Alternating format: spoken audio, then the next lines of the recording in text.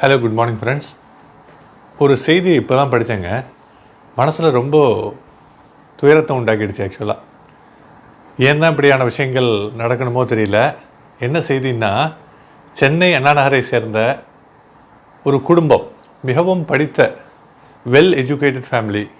கணவர் doctor, qualified medical doctor, மனைவி practising lawyer, கோர்ட்டில் அவங்க ப்ராக்டிஸ் பண்ணுற ஒரு அட்வொகேட் லாயர்.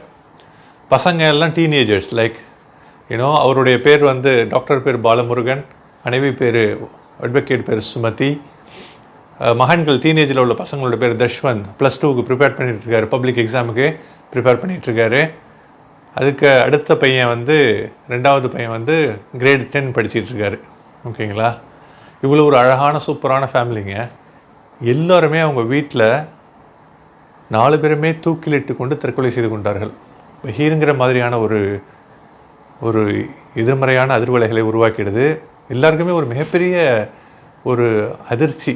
என்ன நடந்திருக்கும், என்ன காரணம்னு பார்த்தா, அவர் டாக்டர் பாலமுருகன் ஒரு மிகப்பெரிய டயக்னாஸ்டிக் சென்டர், ஒரு மெடிக்கல் சர்வீஸ் சென்டர் வச்சு நடத்திட்டுருக்காரு. அந்த கமர்ஷியல் செட்டப்பில் கடன் வாங்கி டெப்டாகி கிட்டத்தட்ட 5 கோடி ரூபாய், 50 மில்லியன் ருபீஸ், 5 கோடி ரூபாய் அளவுக்கு லாஸ் ஏற்பட்டதுனால அந்த பண இழப்பை எப்படி ஹேண்டில் பண்ணுறதுன்னு தெரியாமல், ஏன்னா கடன் வாங்கி இந்த கமர்ஷியல் செட்டப்லாம் வச்சு அதில் வருமானம் சரியான லாபம் வராமலோ என்ன காரணத்தினாலோ நஷ்டம் நிகழ்ந்து விட்டது. கிட்டத்தட்ட திவாலா, இந்த 5 கோடி ரூபாயும் கிடைக்காத ஒரு சூழல், கடன் கொடுத்தவங்களாம் நெருக்கிற ஒரு சூழல்.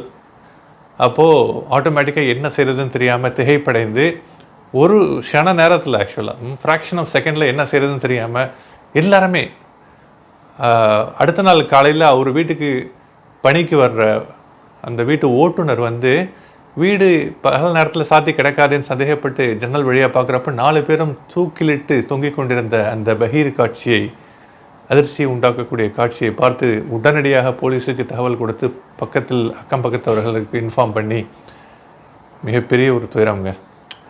ரொம்ப ரொம்ப கஷ்டமாக இருக்குது. ஏன்னா படித்தவர்கள், நிறைய பேருக்கு இந்த தள்ளுமுள்ளுகள் வரும்.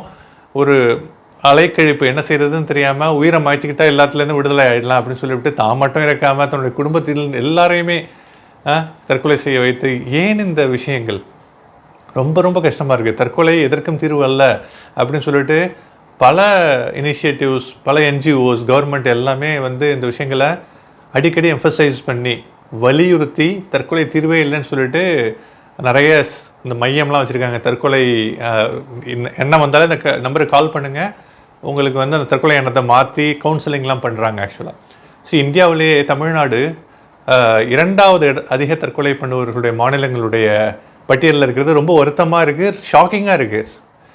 ஏன்னா தமிழ்நாடு எல்லாருக்கும் இந்த இந்தியாவுக்கு ஒரு முன்னுதாரண மாநிலம் பல விஷயங்களில். People's attitude, people's behaviour, education, ஓகேங்களா, எல்லாத்துலேயுமே ஒரு மிகப்பெரிய முன்னுதாரணம் தமிழ்நாடு. அதே தமிழ்நாடுகளோட நெகட்டிவ் பாயிண்ட் என்னென்னா, எதுக்கு எடுத்தாலும் டக்குன்னு தற்கொலை, உயிரை மாய்ச்சிக்கிறது. அது தீர்வே அல்ல. உயிரை மாய்ச்சிக்கிறது நம்ம கையிலே இருக்கக்கூடாது. ஆக்சுவலாக தானாக தான் மரணம் வரணும். இறைவன் கொடுத்த உயிரை இறைவன் தான் எடுக்கணும், நம்ம எடுக்கிறதுக்கு உரிமை கிடையாது. வாழணும், ஓகேங்களா. எல்லாத்துக்கும் ஒரு இதாக எடுத்துக்கிட்டு, வைராக்கியமாக எடுத்துக்கிட்டு வருகின்ற அந்த துன்பங்களையும் அந்த துயரங்களை உண்டாக்கக்கூடிய அந்த சிச்சுவேஷன்ஸை, சூழலை எதிர்கொண்டு முடிஞ்ச அளவுக்கு போராடி வாழ்ந்து காட்டணுமே ஒழிய வாழ்க்கையை வீழ்த்தி விடக்கூடாது நாம. It's very unfortunate. தமிழ்நாடு நான் ஃபஸ்ட்டு மகாராஷ்டிரா தற்கொலையில் முன்னிடத்தில் வைக்குது, 2வது தமிழ்நாடு, அடுத்தது மத்திய பிரதேஷ். ஓகேங்களா. அப்போது தற்கொலை எதற்கும் தீர்வல்லங்கிறது இந்த வீடியோவினுடைய மிக முக்கியமான takeaway point, message to take. நீங்கள் இந்த வீடியோவை பார்த்துட்ருக்குற நீங்கள், உங்கள் ஏதோ ஒரு காரணத்துக்காக உங்கள் மனசு அலைக்கழிக்குது, இது எப்படி இதுக்கு தீர்வே இல்லாத விஷயம்னு சொல்லிட்டு அப்படியே எதுவுமே இல்லைங்க.